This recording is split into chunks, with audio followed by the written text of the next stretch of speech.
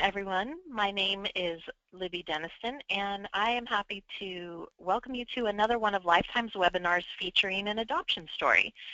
One of the reasons that we love to continue offering adoption stories is because while they are all so different and unique because you can't duplicate the individuals involved, at the same time, in their uniqueness, they also have a lot of similar threads, and one of the things that I've seen happening more and more as we continue to offer these types of webinars is how each story impacts the next adoption story. So those of you listening tonight, you might hear Erin's story, and maybe a year from now, maybe 6 months from now, who knows, you're welcoming home your baby, and you're remembering back to some words that tonight's guest speaker shared, or another webinar brought to mind questions or topics that helped you get where you finally reached your baby. And it's so cool to just see them all tie back together.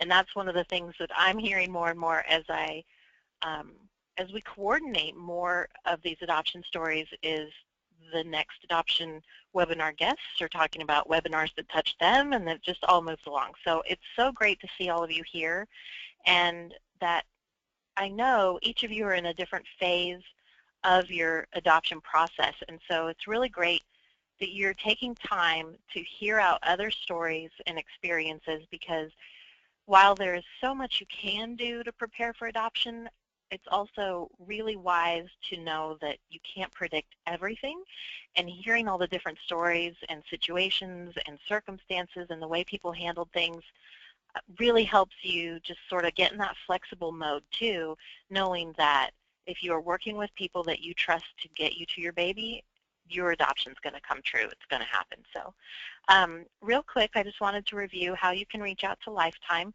You can see on your screen, or I'll just tell you. Of course, our main website is lifetimeadoption.com. You can always email us. First of all, if you have a coordinator at Lifetime, the best way to reach out if you want to do an email is to write to your personal coordinator directly.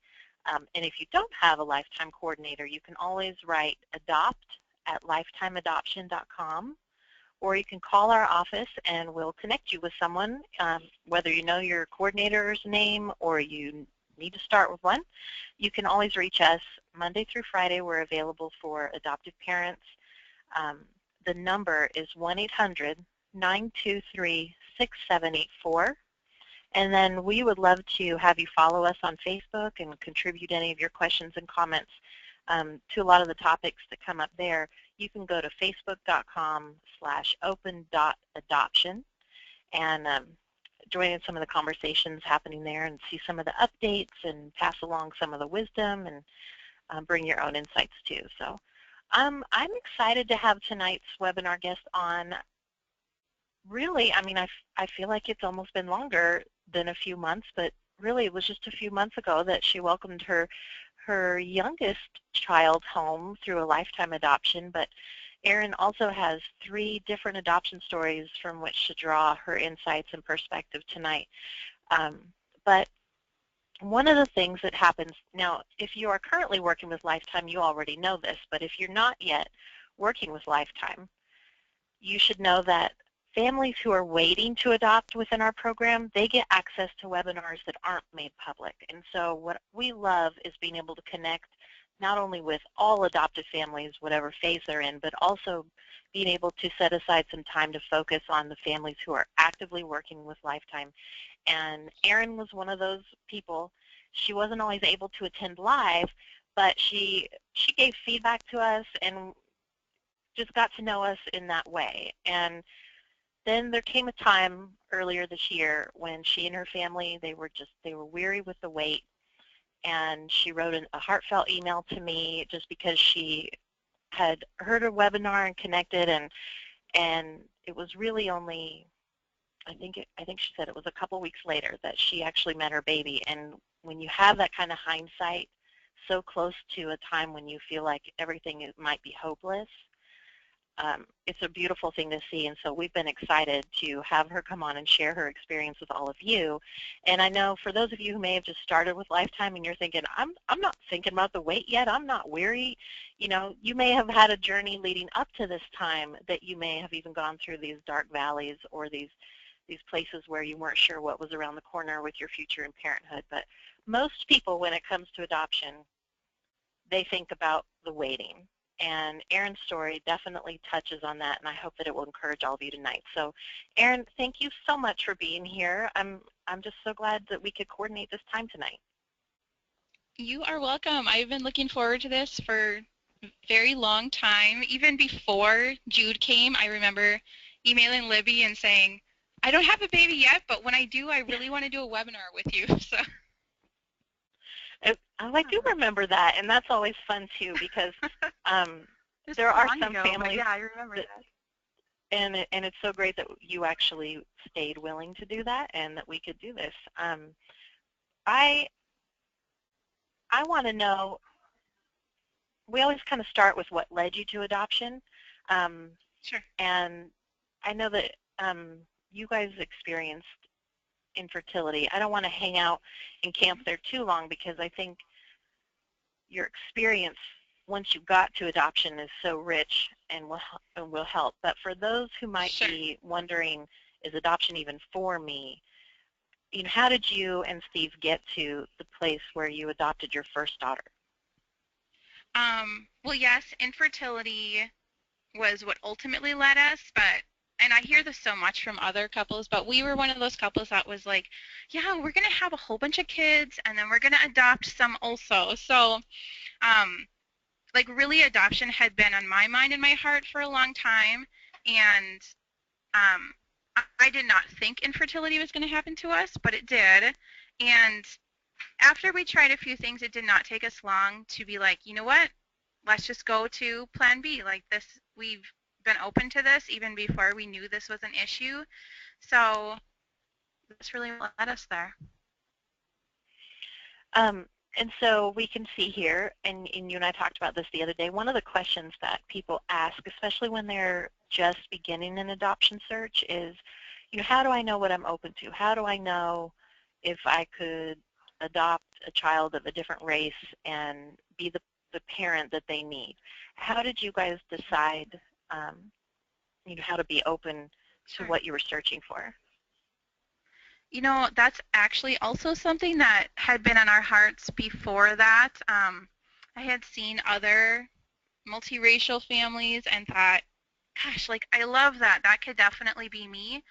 But then when the time ultimately came when we needed to make that decision, what we did was, that's Lucy.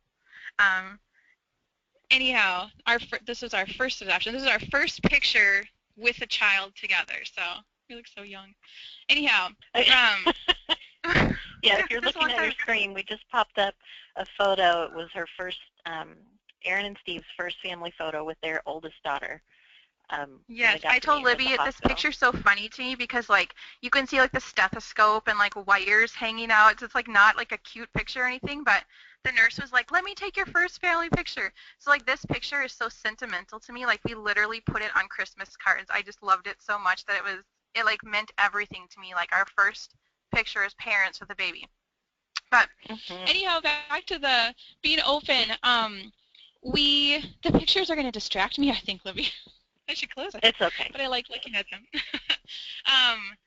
We really left that up to God. For us, we were like, you know what? There were certain things that we had prayed about of, could we be open to this? Could we not? And what we ultimately tried to do was to open as many doors as we thought that we could for God to work, because we felt like He knew who would fit in our family better than, like, what our vision could be, if that makes sense. So we really left it. I mean, we prayed about it a lot. This wasn't like willy-nilly, like, oh, I'm going to just do whatever. We really prayerfully went into it, and we just wanted God to work. So we just prayed, like, God, we're going to open the doors, and we're going to trust that you know who's supposed to be our child. So that's kind of how we went into it. And so you actually had, just briefly, when we spoke earlier this week, you had mentioned something about just be nervous even about talking to your family. And that's one of the most common questions we get too is we're comfortable with a child of any background, but how do we talk to our family, in particular maybe even our grandparents or the people in our family who don't really understand adoption or where our hearts are? Yeah, absolutely. We weren't too nervous about talking to my parents. They were so excited. Like, we actually joke. They're like, "Oh my goodness, this is gonna be so awesome! I can't wait to see." And I'm like, "Mom, like, it could be just like a white baby. Like, that could happen." And she's like, "Oh, I know. But look, what if she has beautiful brown skin?" Or, I mean, she was so excited and so funny about it. But Steve's parents were. We didn't know what to think, and then when we told them face to face, and we were young, I felt really let down by their reaction. But now, as I'm older and I'm kind of matured a little bit, they didn't actually say anything, but it was just like they weren't jumping up and down for joy, which is somehow what I expected. And I realize now, like, that was so much information. Like, not only do we tell them in that same day that A, we've dealt with infertility, B, we're going to adopt, and C, we're open to any race of baby. So it was a lot of information poured out on them. So I guess, like, if I were going to give advice to somebody, I would maybe say,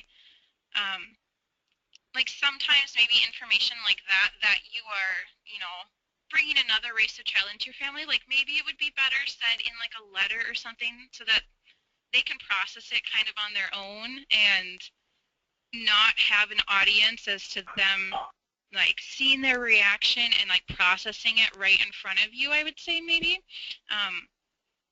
Now, in retrospect, I mean, Lucy's 7.5, so that's no issue. I mean, Steve's parents are, like, completely 100% on board with it. Sorry, Libby, I just see your thing. I'm trying to figure out. It's okay. You got a little quiet, but you sound good now. It's fine. Oh, okay. I must be talking with my hands and moving the microphone around a little bit, but Oh, so I would say if you are worried about your family, I would just say, like, have faith in them. Once they see that little grandbaby or great grandbaby, like, their heart will melt like yours does too. I mean, I told Libby earlier, my grandma, who's I'm so close with, she's just awesome. Like, the girls and Jude are, like, her pride and joy. Like, she loves taking pictures with them. I joke because I'm actually one of those people that's not on Facebook. Like, I never have been, but my grandma is, and my grandma posts pictures of the kids all the time on there. So she just loves them and pictures of them. And I mean, that's an older generation. She's 80, and she is absolutely enamored with them. So that's really good advice. And I think, I mean, everyone knows their family a little differently, but sure. But that if that's on your heart, explore that with your family. And I always like to tell people, don't be pressured, into being open to a certain type of adoption or a certain child, but be willing to explore what are we really open to, what are our fears, and start getting information about that.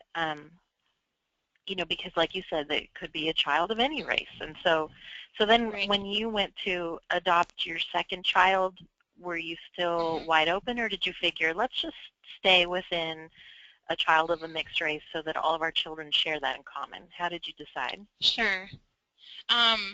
We actually, with the second one, we were wide open again, but we said, in our minds at that time, we thought maybe we'll adopt like 4.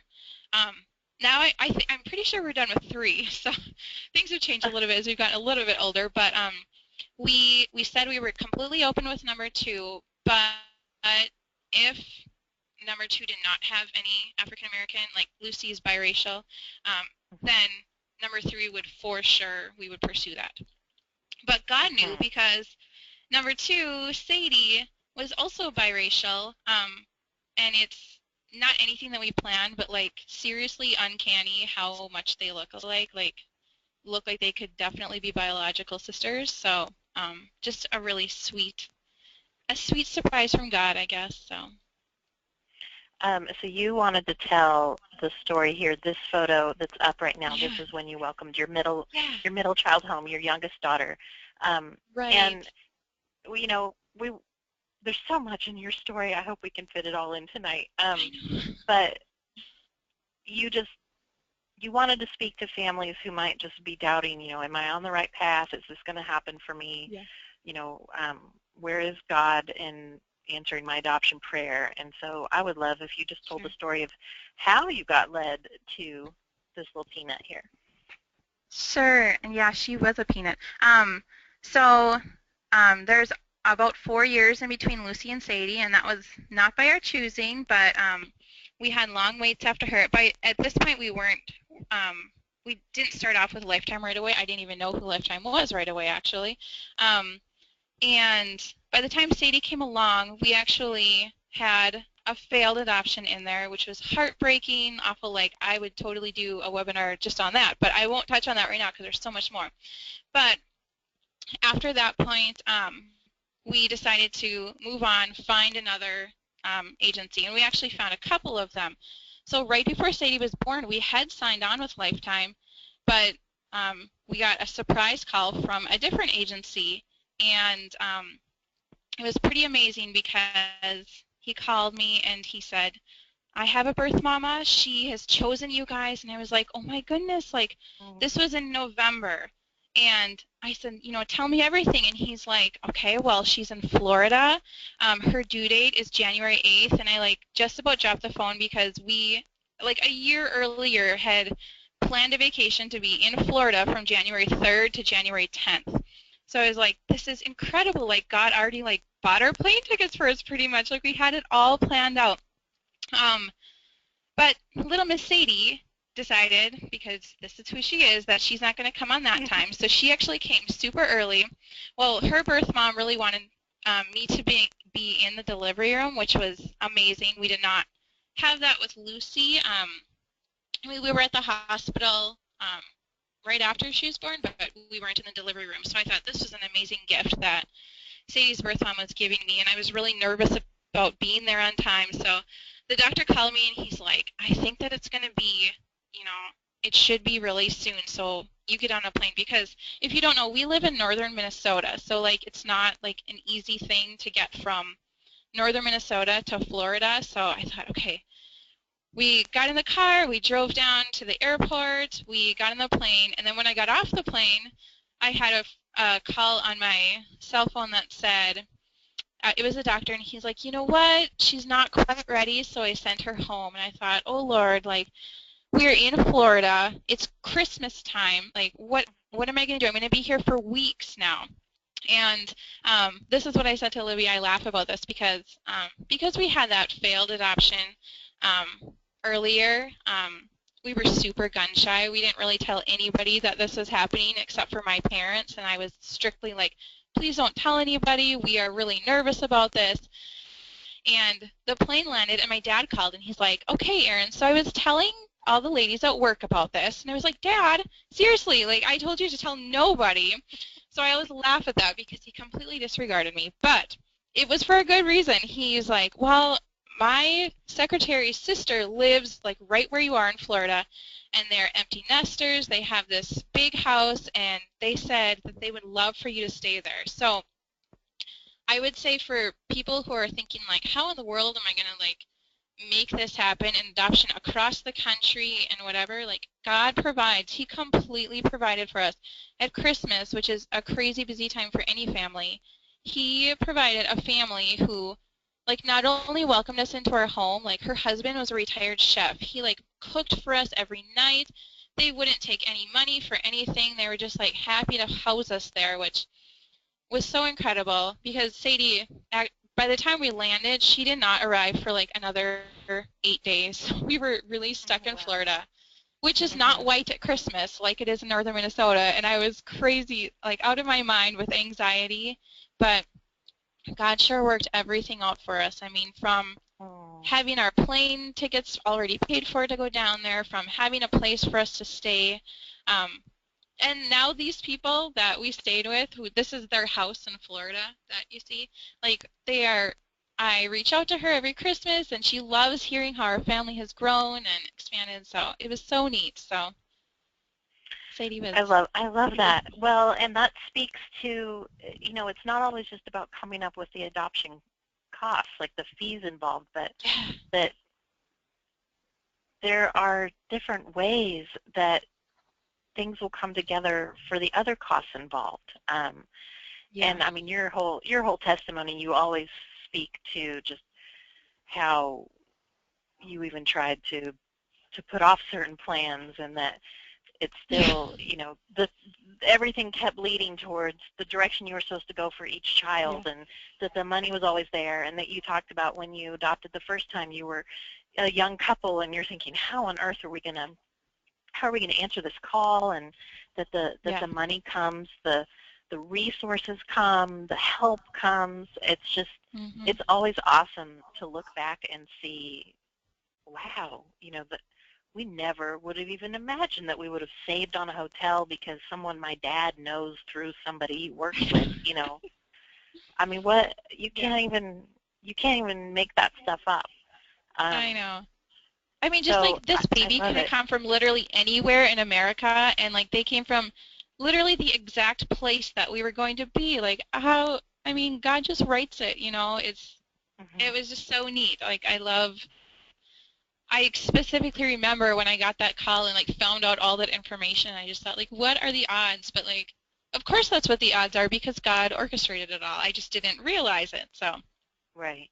And that's really, when I hear you recount your stories, all of them, and then especially in our experience getting to work with your family on your third adoption, I mean, mhm, your faith and testimony to his timing and how it all works out, it just booms out of your whole mhm, story.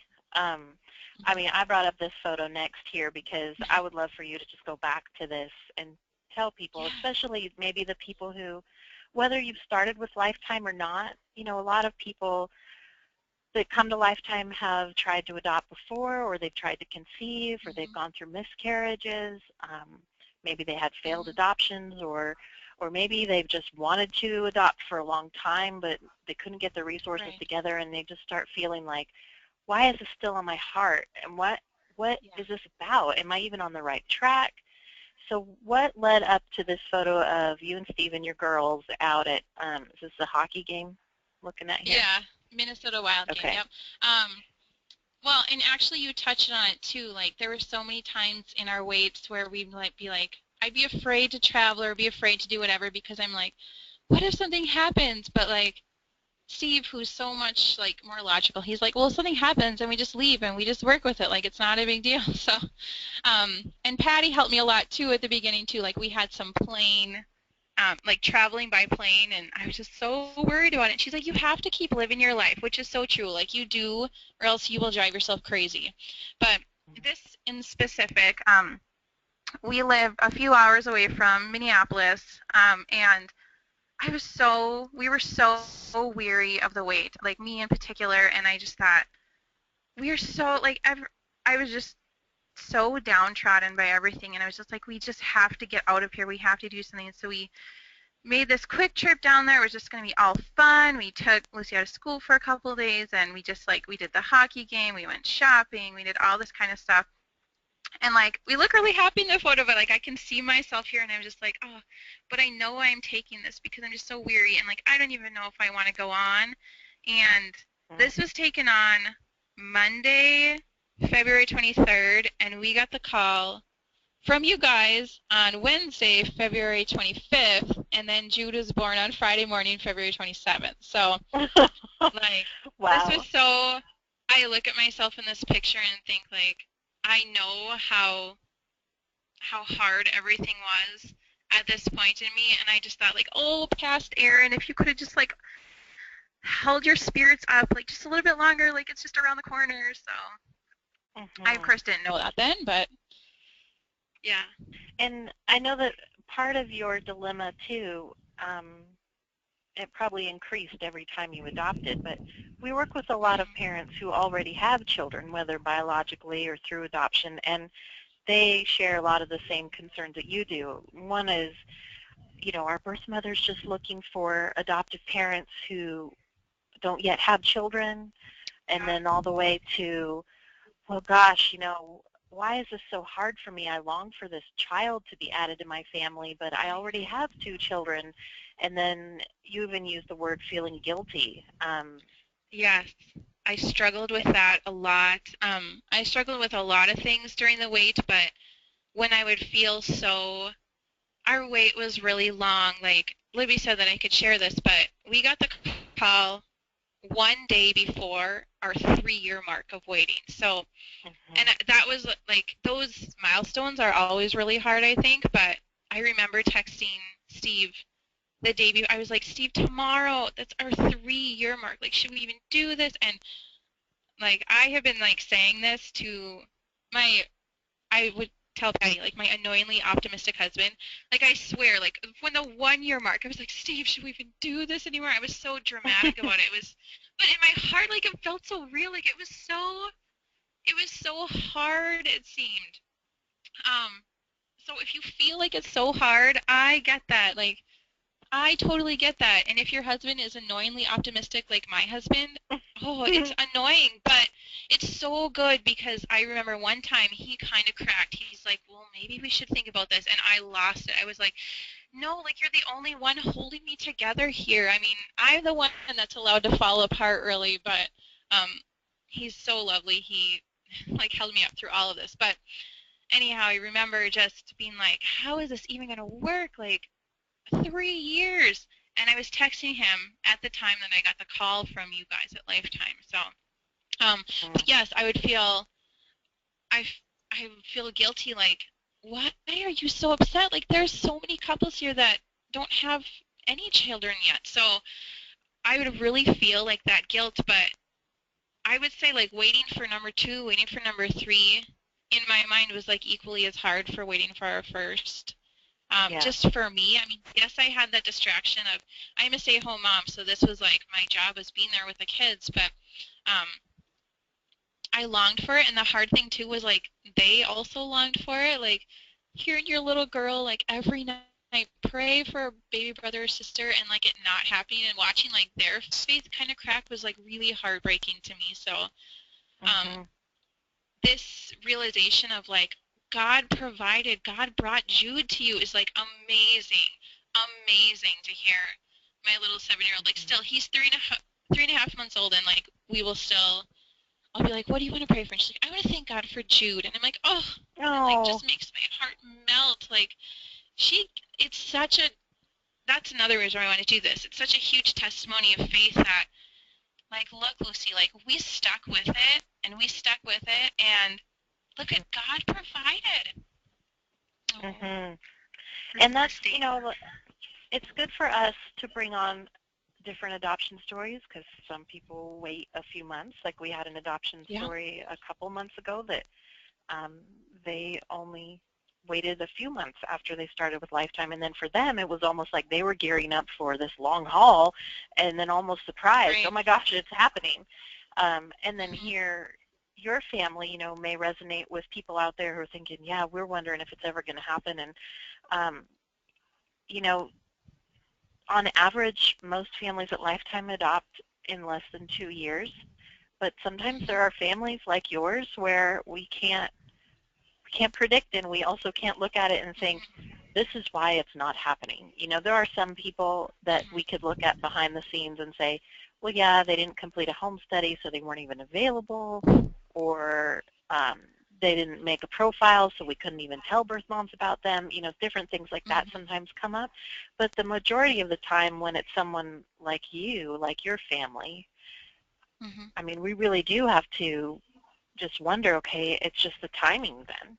So I brought up this photo here because you were talking about as you're talking, and then this was a few days later, right? You're standing here with her. Yep, absolutely. A few days later, and like as you're talking about like, well, why was it so long for you guys? And like this is exactly why, because God was bringing Dana to us. Like 2 years ago, Dana was not pregnant with our child, at least.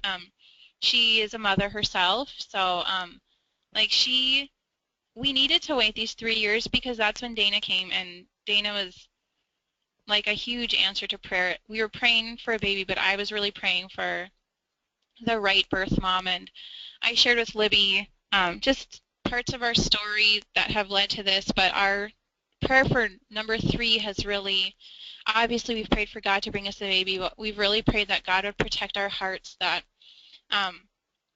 that He wouldn't bring us to a birth mom who the situation wouldn't work out. We really prayed that we wouldn't go down that road again. We prayed that like the next time that like we go and see a baby, that this is our forever baby. And I, you know, that 3-year wait like seems like a long wait, but I really felt like God protected us. There could have easily been times where maybe we did get a call from Lifetime and maybe we did go and travel and maybe that situation wasn't, obviously that situation wasn't our forever baby. So we really, like I look back now in hindsight and think like this is exactly why it took 3 years, because we needed 3 years to find Dana, so, and for Dana to find us. So yeah, this is Dana. She like in this picture she had like just had the baby. Like she's so cute and tiny, and that baby just like popped right out and she was like walking around ready to go home. So it's crazy. Oh my goodness. So I wanted you, because part of Lifetime's program is about helping families develop a strong profile that's going to introduce them to these women thinking about adoption. And a lot of times families want to know, well, what stood out? What makes families get chosen by these particular women? And so I wanted to show a couple photos that you told me stood out to Dana that actually drew her to your family. So even though she was late in her pregnancy, and I want to back up too, because your adoption also with Jude was very last minute, all came down to the wire, and that a lot of times you have more time to prepare, but other times you have to go. Yeah, this was like, I actually remember when we got the call, and she was like, oh, well, she really wants to talk to you, but she's not even quite 34 weeks along, but she really, really wanted to talk to you. Well, she did, because like she was like, I know I'm only, like tomorrow I'll be 34 weeks along, but I really feel like he's going to come. Like she really knew, and he literally can't, like we got the call the next night that she was in labor. So, so like, and really only 34 weeks along, we probably should have had like 6 weeks, but we had about 1 day. So this is one of the pictures that we had in our profile that Dana really liked. And I thought it was kind of like a cute, kind of cheesy picture, but we love going to Disney World.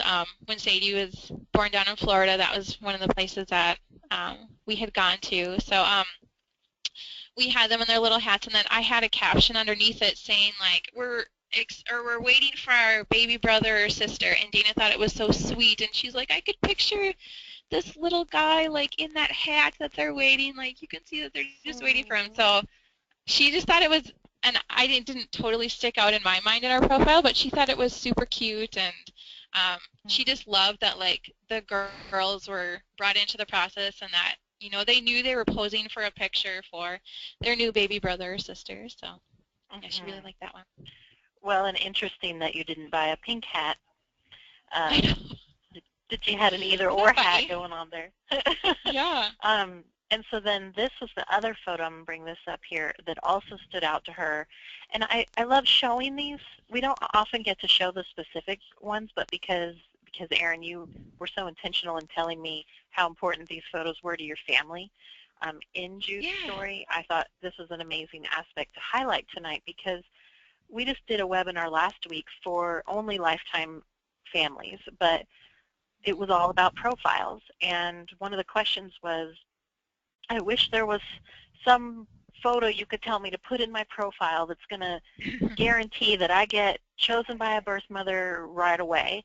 And here you were saying, it took all this time because it was leading to this specific woman, this specific mother, and that these photos stood out to her, and that you may have even questioned them in the years that you were waiting to adopt. You may have thought, oh my gosh, should I take that out? Is it too much? Is it weird? And that really it comes down to she chose your family for your family, not because of some Right.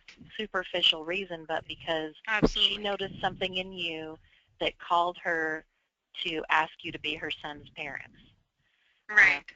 and I mean, this photo is just adorable anyways, but tell us what Dana told you about this photo. Yeah.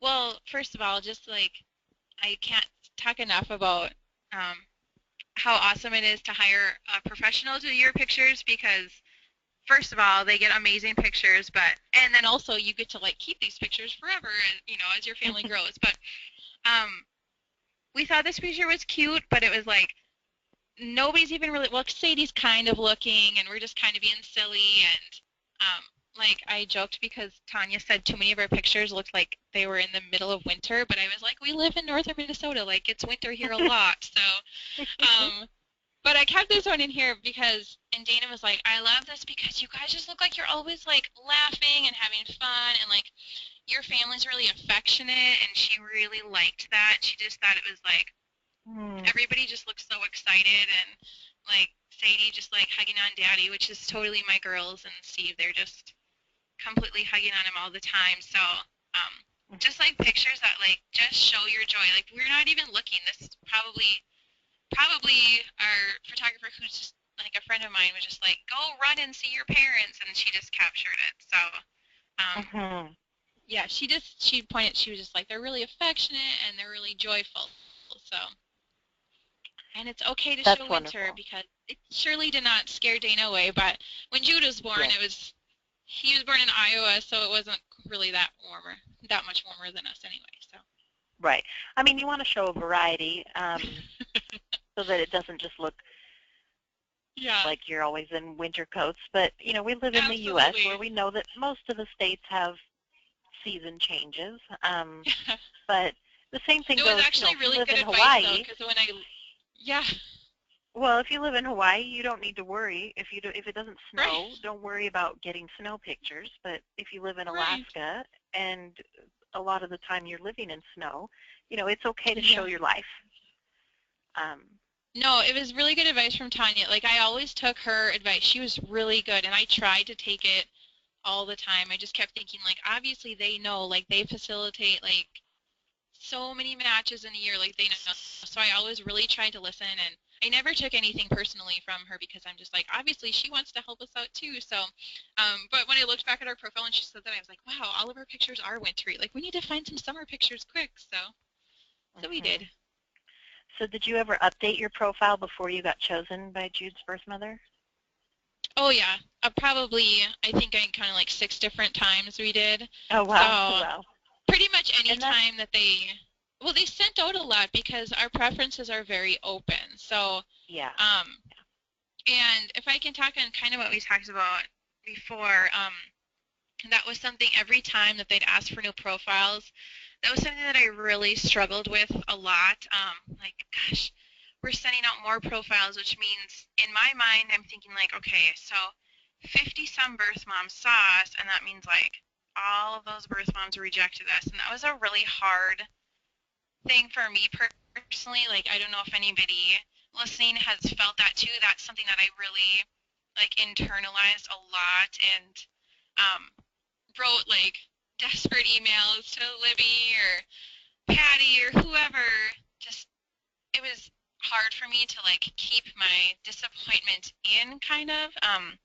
Mhm. But we did take that opportunity, like every time we sent new profiles out, to like I email Tanya and be like, what can I do? You know, what can we do to make this better? What can we do? And which a lot is just like, you know, kids change so frequently, so like updating those kind of pictures. But um, what I tried to, on the logical side, think was, okay, well, all of these have gotten sent out, which means that there's this many birth moms that Lifetime is reaching for one way or the other. So I tried to kind of put a nice spin on it, but now, Well, like I and said, in hindsight, like I would send yeah. out hundreds and hundreds, you know, just to get to your end goal, which is the baby, so or the child. So, um, And some people don't ever update their profile and get chosen. And I always like to remind yeah, people, you know, not to feel overwhelmed by that concept because it's not like a birth mom's getting a before and after photo.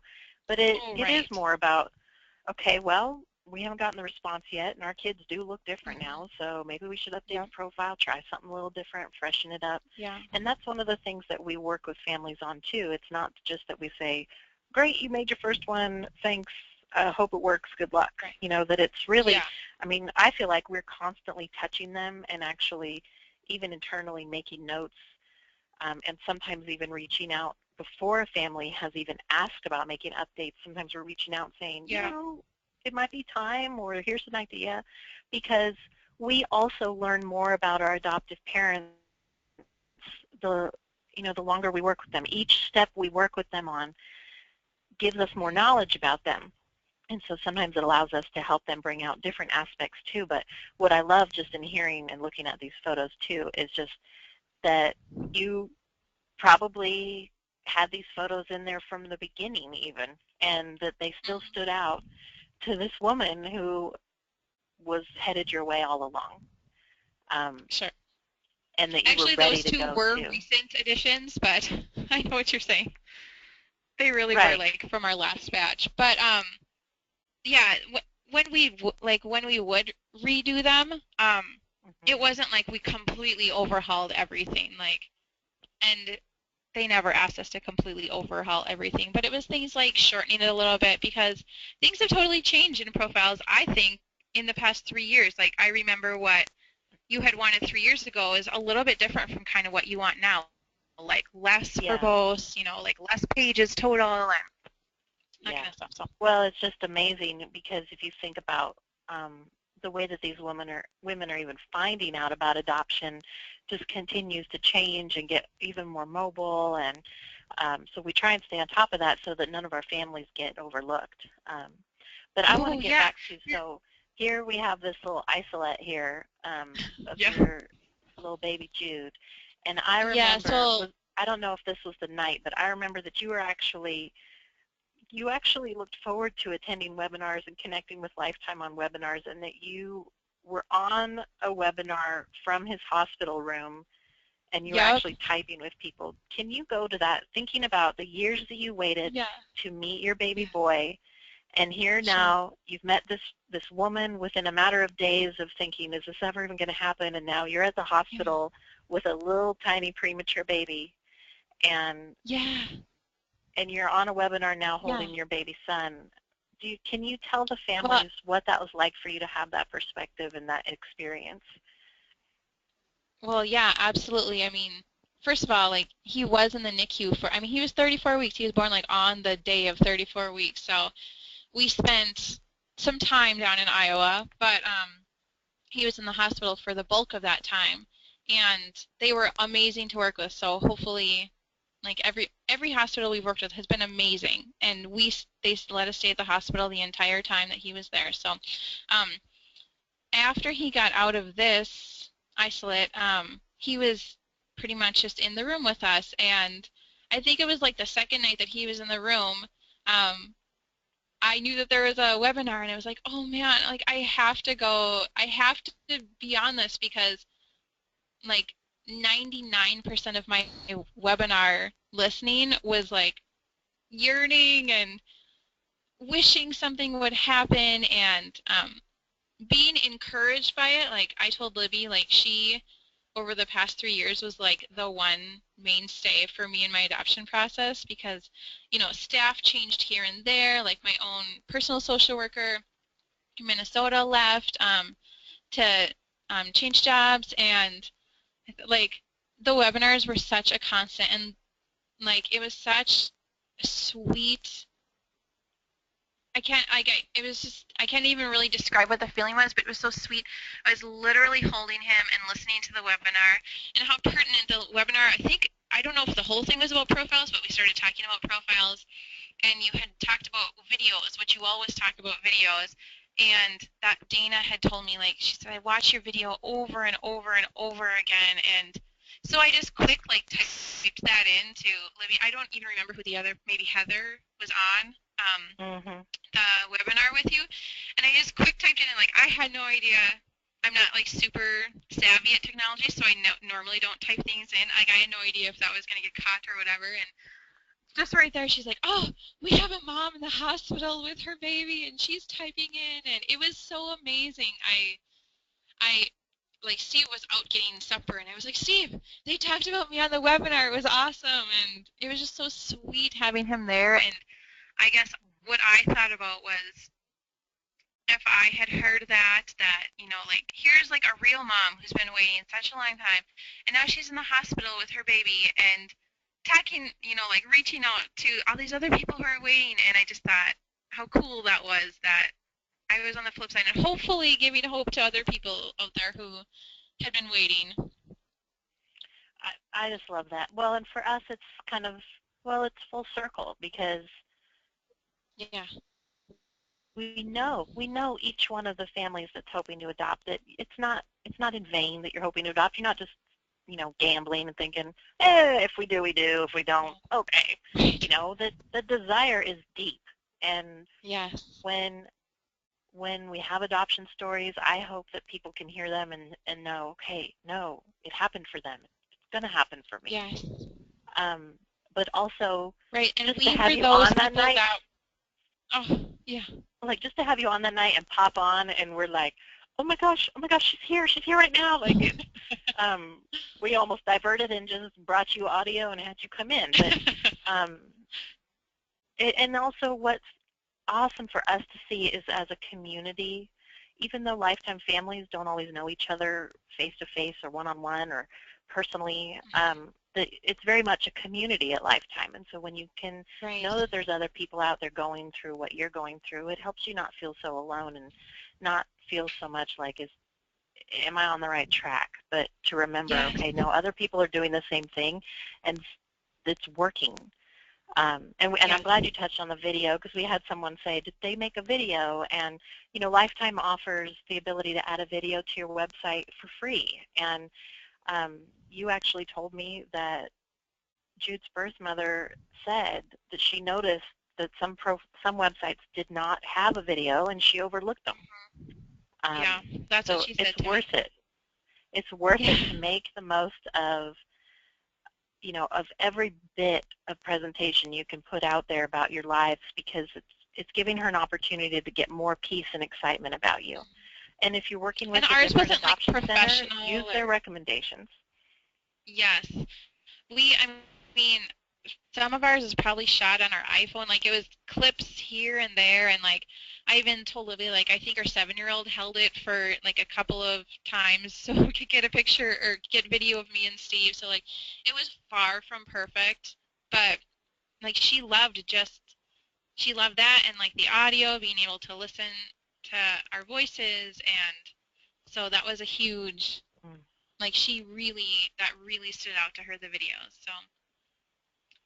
So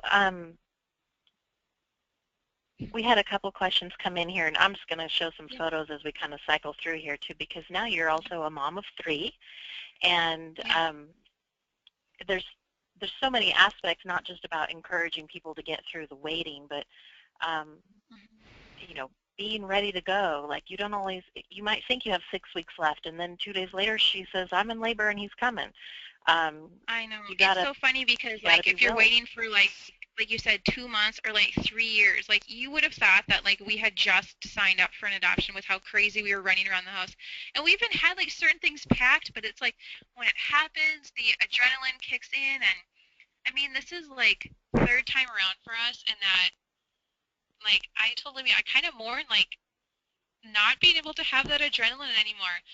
I mean, I was literally like the weary waiter. Like, it was so hard for me. Like, I really question. I talked to people at Lifetime being like, I just feel like maybe God doesn't even want, like, maybe he's not even going to do this. Like, he doesn't want this path for us. Like, if you're feeling that, I just want to give you hope, because I was that person, like, not that long ago, and this happened. And when it did happen, it, like, kicked in full force, like the adrenaline of trying to find all the baby stuff quick and, like, get in the car and get on the plane or whatever you need to do to get there is such an amazing and exciting and nervous time, but it's completely awesome, and it's completely worth it. Like, I would do the whole 3 years like exactly the same to come back to this one, like to this point, like this is exactly how it was supposed to be.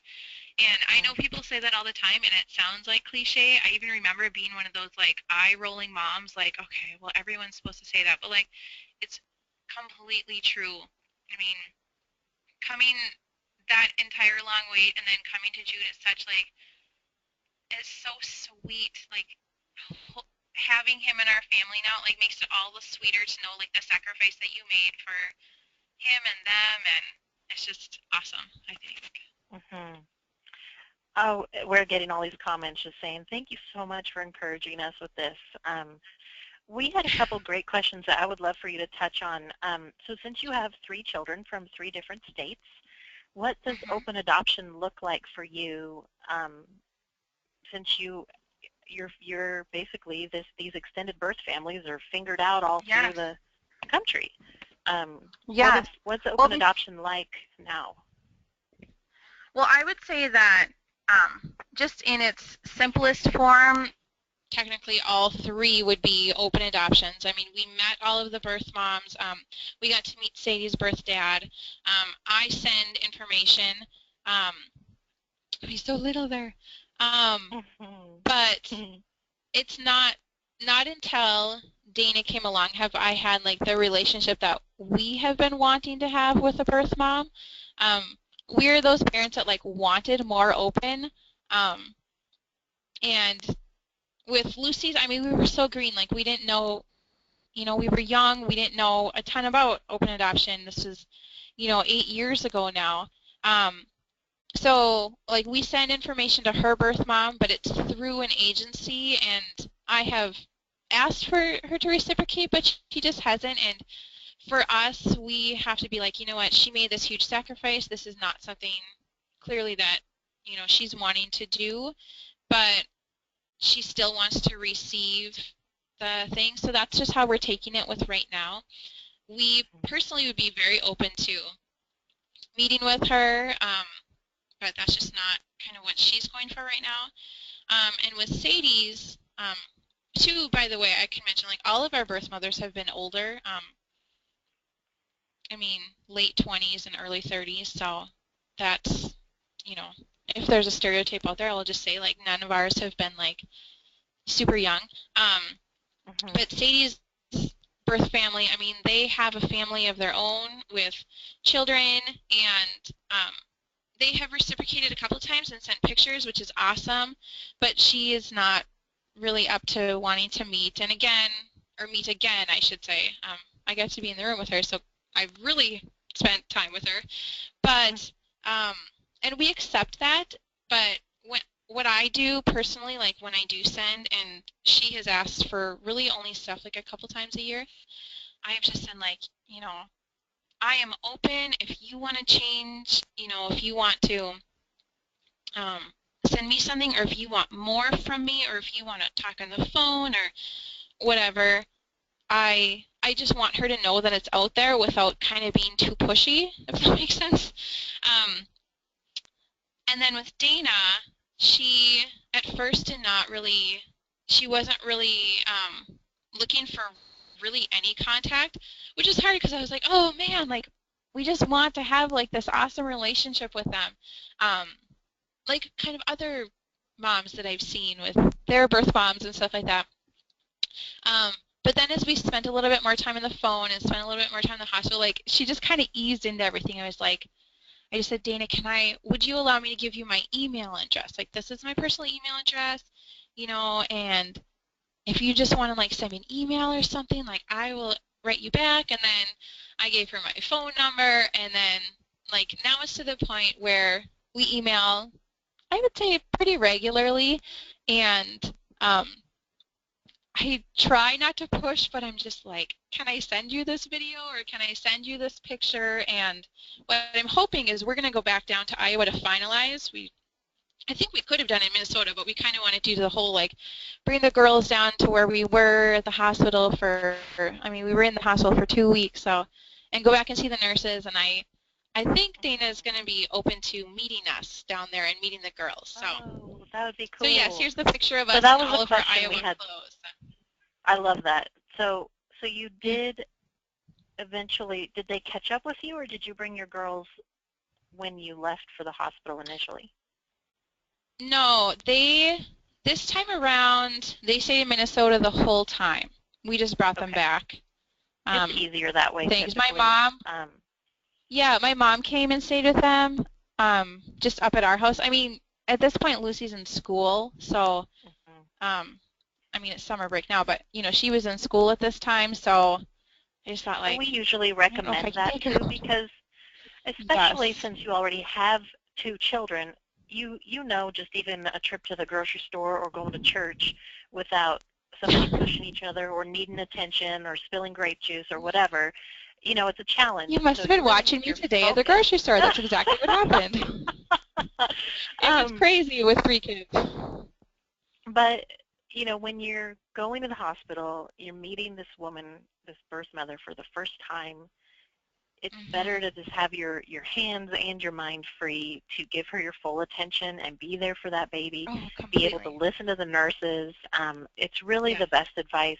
And if for some reason you have to travel with your children, one of the best tips I've heard from other adoptive parents is to bring a caregiver, bring grandma, bring Yep. a babysitter, bring And somebody that's that what can we did stay when in the Sadie was hotel. born. Yep. Yeah, Yep. stay in the hotel or the lodging, wherever, Yep. because you don't want, also because a lot of times the nurses and hospital staff, they're very protective over the baby and the birth mother. To them, she's not a Absolutely. birth mother. She's a patient who just gave birth. Exactly. And they don't want to juggle your kids, let alone Exactly. everyone else who might be coming to visit on the birth mother's side. It's just, Right. it's better to have your focus. It's a different experience than if you give birth, yes, but it's still Yes. good. You know, here's a photo. Let's bring up the one. This, I think, was the first time sisters got to meet baby brother here. Yes. When we left the hospital, I just asked Dana if I could send her something, and she said, will you send me a picture of the first time the girls see him? So, like, they're like in their jammies, like this is like the morning. We got home really late the night before, and this is them like really seeing him for the first time. And so like even though our girls weren't there at the hospital, like Dana fully was thinking about them, and like I mean they're part of the reason I'm positive why she chose us. Like she didn't just choose me and see, like she chose our family. She could see him fitting in with our family. So it was really important to her to see a photo of the girls meeting him for the first time. So I it was love it, and I pretty love sweet. hearing that because it continued. You know, that it Yeah. wasn't just about being chosen. It was, now you're also reassuring her that she made an awesome choice in you. Yeah. Yes, and they Um, like every time I send her pictures, she's just like, "Oh, they just love on him all the time," which is totally true. They do. it's it's so cute. Well, and here's your girls each with him individually. Do they fight over who gets to spend time with the baby? Completely. Completely.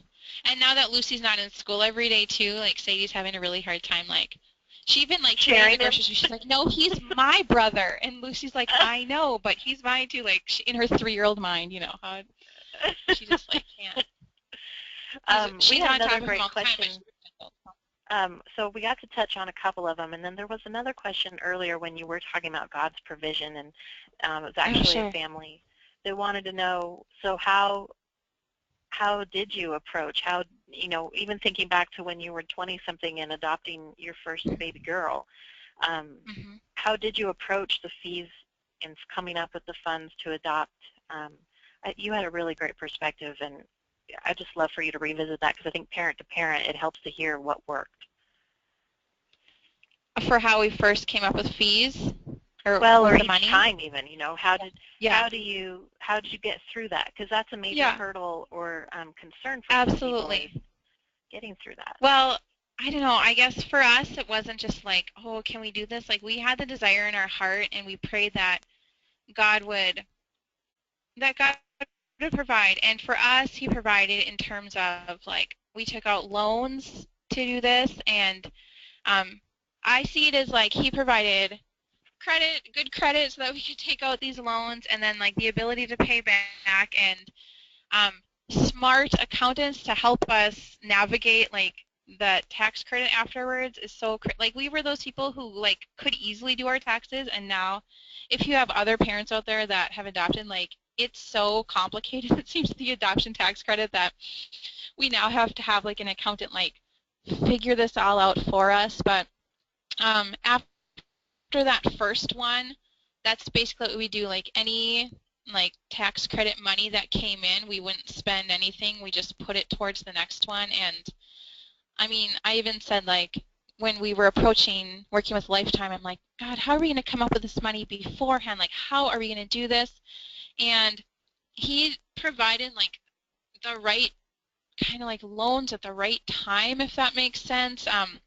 Steve had just learned about being able to take a loan from something out at work, and it, like, came at the exact time when we were trying to consider if we were going to do Lifetime. So we really felt that, like, along the way when we didn't know what to do, like God would give us like a little bit of a nudge as to, like, you know what, you can do it.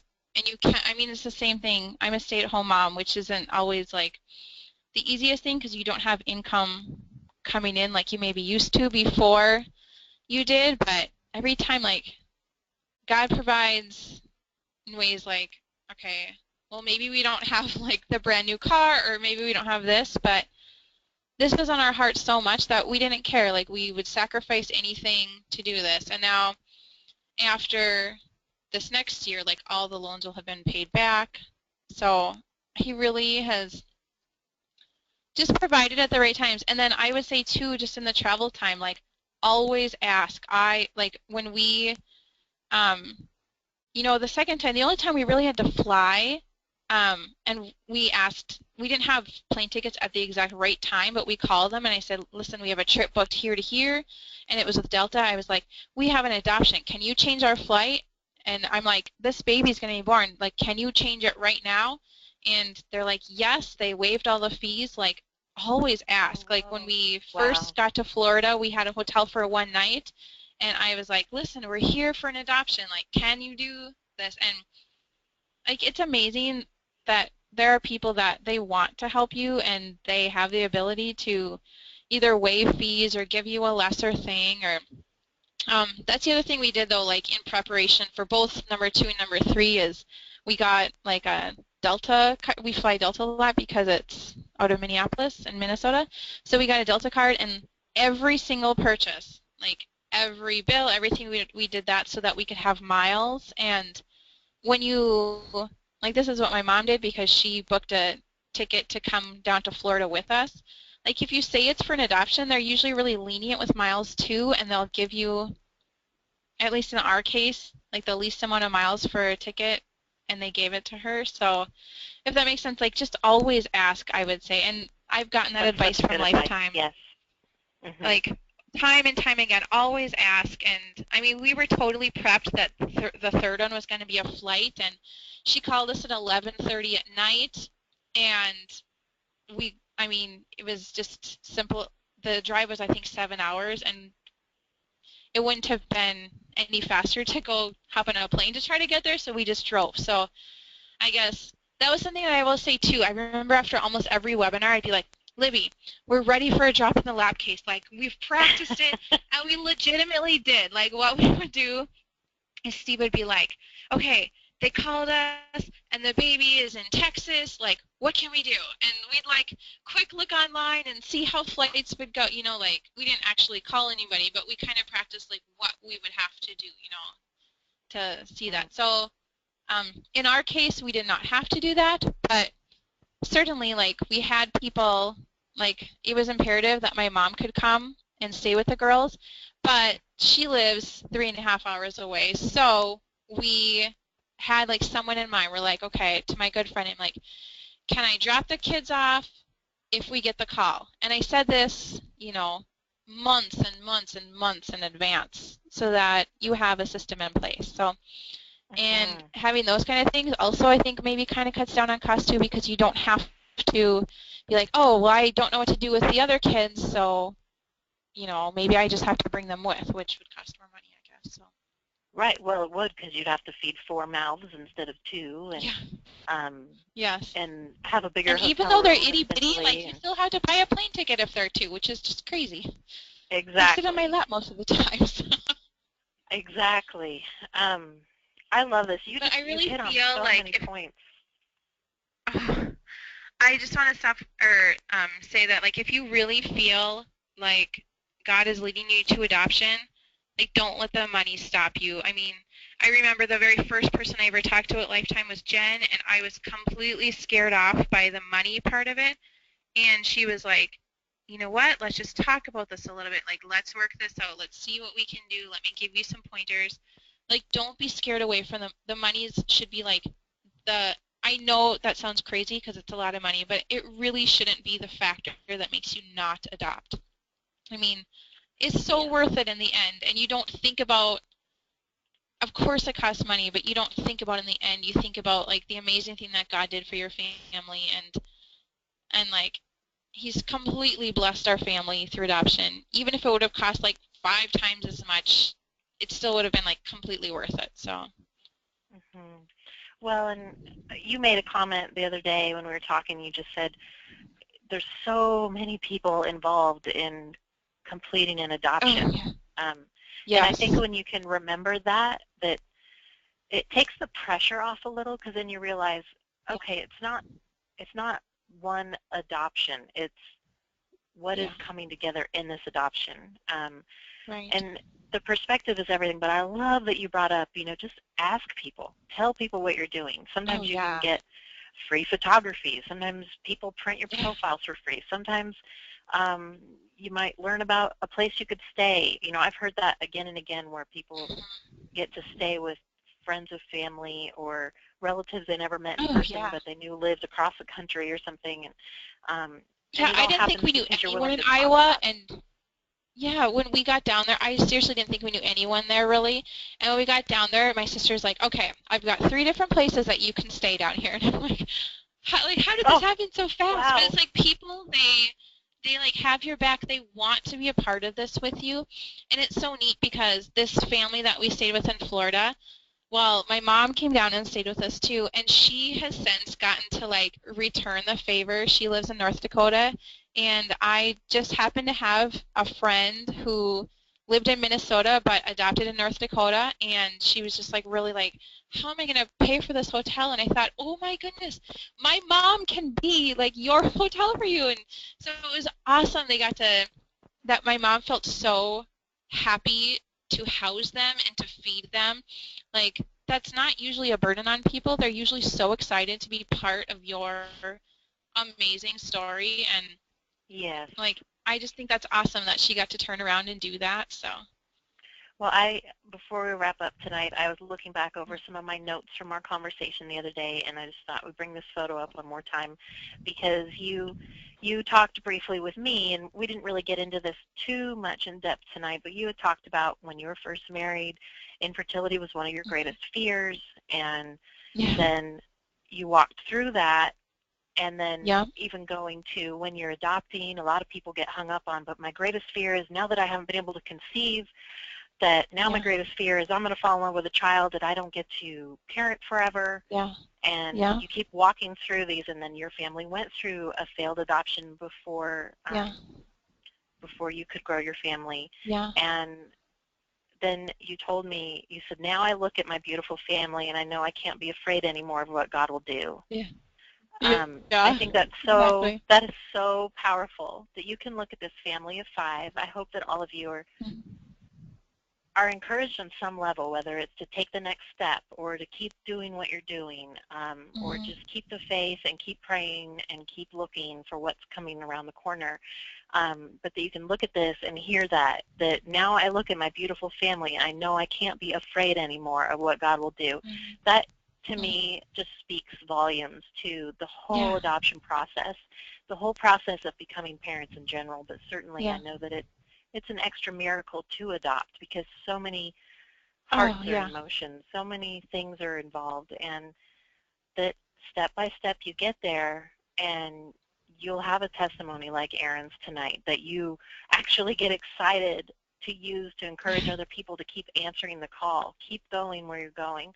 And that part of what I love too, and just your authenticity during your journey, was not ever that you had a blaming heart, but it was always a questioning heart. Am I on the right track, spiritually, but also with our adoption logistics, and constantly making sure, not that you're putting your life on hold, but that you are truly paying attention to the details, and is this the right path for us, and are we still doing everything we need to, and are we ready, and do they know we're ready, and that we're still connected and invested in this, but also that I know in that pit right before you adopted Jude that you were willing to let go of the dream, which I think is a powerful marker of maturity and faith, but also as parents to be okay with your life the way it is now, but also be excited about where you're going.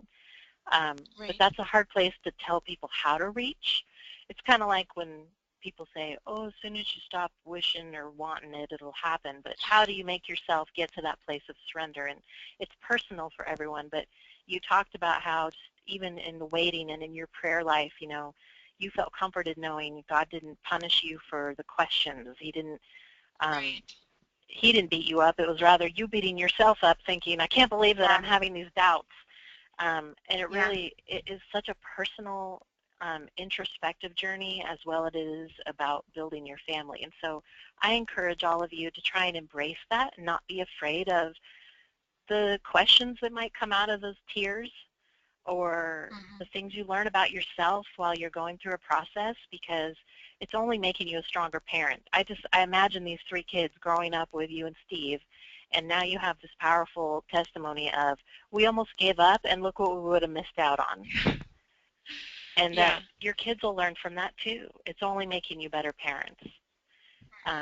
So I love all the comments coming in. Please tell Erin how glad we are for her story, and please tell her she's saying all the right things. I just love it. Thank you. I'm so glad for all of you to type in your questions and comments tonight. And riding solo without my co-host tonight, I was trying to get to as many of them as I could without totally getting distracted. So I hope that I hope between Erin's comments and experience and my answers typing, that what you came here for tonight, that you're leaving with knowing, okay, I know what to do with my next step, or I have new questions now. And you can always reach out to Lifetime with those questions, whether you're already working with Lifetime or if you are just getting to know Lifetime. Just remember, we're here to help, and the clarity, we can't express the need for clarity more than we do every webinar, every time we can offer advice. It's really about make sure you're clear on where you're going, what's needed, and that you ask questions and not hesitate, because you don't want to later think, man, I wish I would have asked that. It would have made it so much easier, or I had no idea what was happening and I risked everything. You know, we're here to help. So you can always reach out, 1-800-923-6784, or email us, email your coordinator. Our main email address is adopt@lifetimeadoption.com. And we're still getting the thank yous. Please tell Erin thank you so much for sharing. So we're just so grateful you came on tonight. I'll do it again, Libby, if you need it again. I know, we might have to, because I have all these notes here, even about like adopting a child of a different race and learning how to do the hair that's different from your own hair. And I would love to talk on the girls' hair. I'd have to have my husband come on with that too, because he is amazing. Like, I don't know if you saw any of the pictures of Lucy with straight hair. Like, he learned and researched and sought out help on how to straighten her beautiful long hair. He's amazing at hair, so we'd love to do that. Well, with Father's Day around the corner, that's a great way to end the night, is that the dads can participate too. It's not just about mom learning how to take care of these kiddos. It's also about planning to parent and getting ready for life after adoption too. So I think it's awesome. And this will leave us with questions for more. So if any of you had feedback from tonight's webinar, or you'd like to have Erin come on again, or if you have questions that sparked, you can always email me directly, and I'll either respond myself or I'll get you to the place where you get the best information. My email address is Libby, Libby, @lifetimeadoption.com. So I hope you all have a great evening and a great weekend, and we hope to see you all again. We have a webinar next week, and we'll just continue to coordinate more stories like this as well. So thank you again, Erin, and please tell your family Yes, thanks for giving you pleasure. overtime. Yeah, thanks. So we'll talk with you all again soon. Have a great night. Bye-bye.